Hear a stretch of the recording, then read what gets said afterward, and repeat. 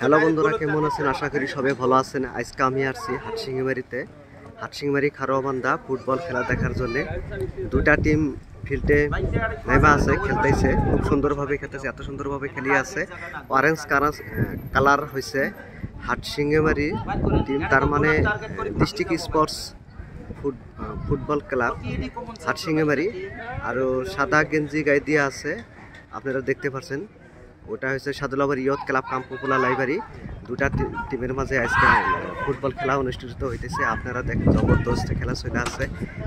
যাই হোক, আপনারা পাশে থাকবেন, দেখতে থাকবেন। মোটামুটি খেলা কিন্তু ভালো জমছে, একদম পুরা কম্পিটিশনের খেলা চলে আছে।